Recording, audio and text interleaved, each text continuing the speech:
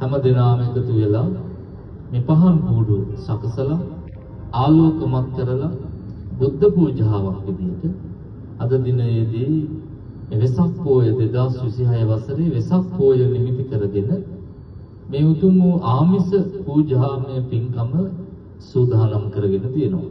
එක්ස්ට්‍රූෂන් අංශ ප්‍රදාන ගයන් සංජීව මහතාගේ සංකල්පයකට අනුවයි 2026 වසරේ තර්මෝප්ලාස්ටික් ආයතනයේ මේ මහා වෙසක් පහන් කූඩු තරඟය සංවිධානය වෙලා තියෙනවා.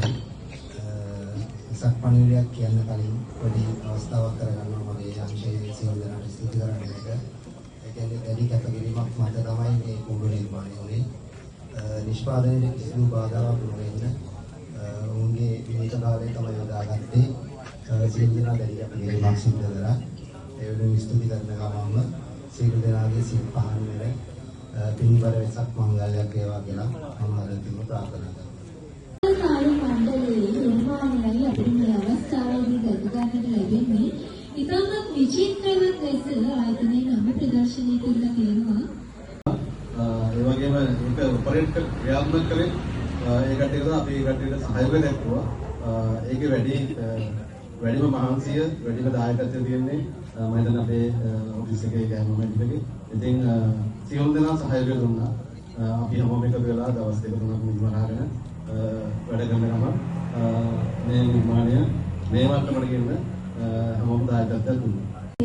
කාටද ආවේ කොහොමද කට්ටියත් එක්ක එකමුතු වෙලා මේ වැඩේ කරනකොට දැනෙන හැඟීම රැකියාවට අමතර දෙයක් විතරදී ඔයගොල්ලෝ කරලා තියෙන දුරලා.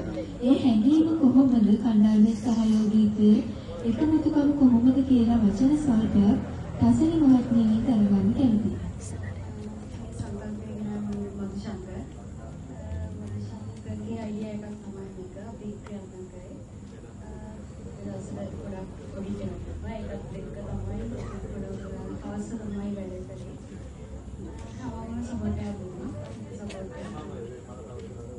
කරන්න කැමතිම මල තමයි එකක් සමහර හැටි තමයි නෙළුම් මල හිතන්නේ. ඒ නිසා අපි මේ කට්ටිය එක්කවලා වකර නිර්මාණයක් ගැන හිතද්දී මේ වල බැලුවා ඕගොල්ලෝ එක්සත් කළේ මේ බලලා අපි කියන්නේ කරා මේ අතරම දුහඳුරන්ට දෙන්න පුළුවන් ලොකුම ගෞරවය දෙන්න පුළුවන් නෙළුම් මලක ආකෘතියක් හැදුවොත් කියලා එහෙම හිතන තමයි අපේ මේ එකලතාවයේ ඒකමතික තීරණේ නෙළුම් මලක ආකෘතියක් හදන්න තීරණය කරේ.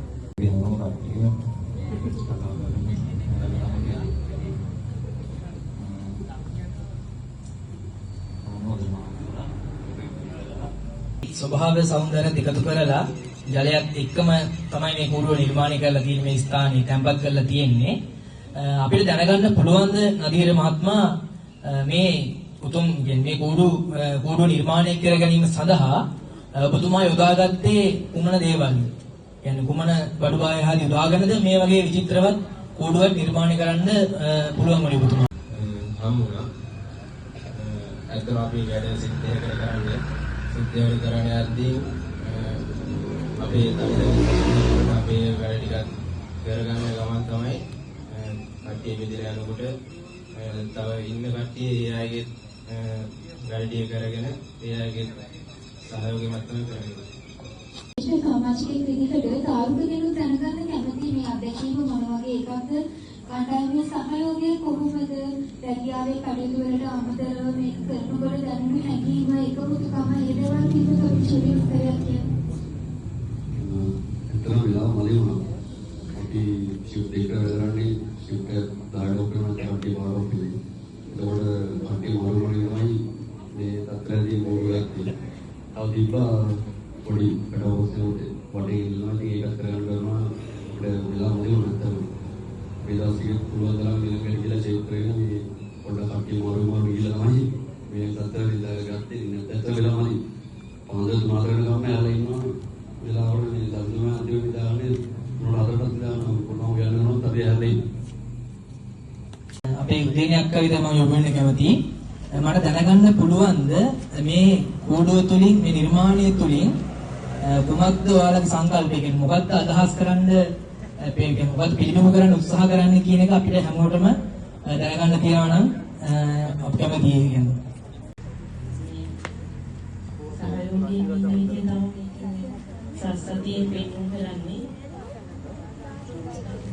බුදුරජාණන් වහන්සේගේ සත්සතිය ගොඩාක් දුරට හන්දිත් අංකලු ජයන්ත අංකලුයි මේ සම්මුදයි ඒ තුන්දෙනා චලනයකරු ඒගොල්ලෝ චලනය තමයි ගොඩාක් උදව් කරේ අපිට. එයා අපිට කවදාවත් කරදර කරේ නැහැ. අපිට අපේ ඕඩර්ස් ටික ගන්න අපිට මේ වෙලාවේ සීල් කරන්න බෑ කියලා තිබ්බා. ඒ නිසා අපිට ගොඩාක් උදව් කරගන්න බැරිුණා.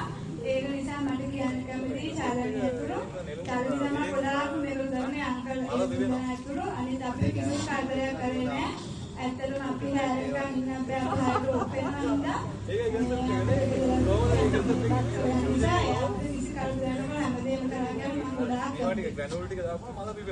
මේ මහන්සිය දැක්කහම තෑගි ලෑස්ති කරන්න හිතලා තියෙනවා අපේ අධ්‍යක්ෂ මණ්ඩලයට.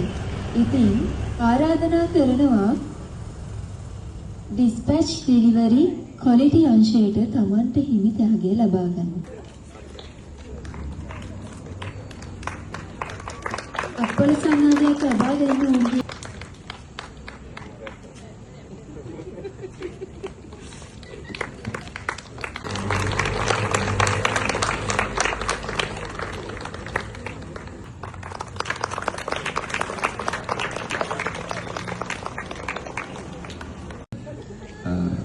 මේක අවසානයේදී මම දන්නවා ජයග්‍රහණ දෙකක් තමයි අපි තීරණය කරේ කියන එක. නමුත් එතනින් සෑහීමකටපත් වෙන්න බෑ. ඔබ දැක්වූ විශාල පරිශ්‍රමය, කැපවීම, ඒ සියලු දෙනාම, ඒ සියලු කාර්යතරියන් ගැන කල්පනා කරද්දී ඒ තමයි මම හිතුවේ කවුරු දිනුවත් පරිදුනාව. නමුත් ඔබට ඔබගේ කණ්ඩායම වෙනුවෙන් ගෙවිච්ච මහන්සියට යම්කිසි ඇගීමක්, මුදල් ඇගීමක් කරන්න.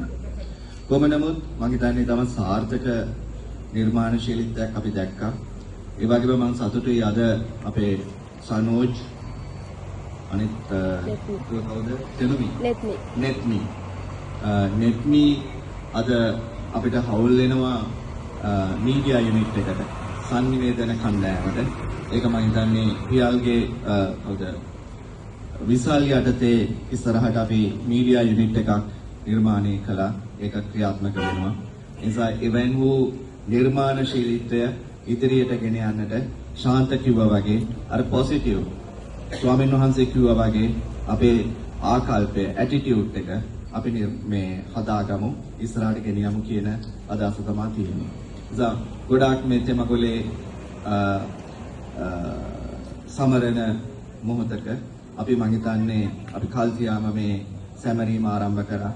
සියලු දෙනාම සාමූහික ප්‍රයත්නයක කියන අදහස නිසා අවසාන වශයෙන් මම හිතන්නේ සාමාන්‍ය කාලයක් අපි කතා කළා මේ වෙනුවෙන් සියලු දෙනාටම තෙමගොලේ අසිරිය පින්බර ලෙසක් මංගල්‍යයක් කියන ප්‍රාර්ථනාව මම එකතු කරනවා.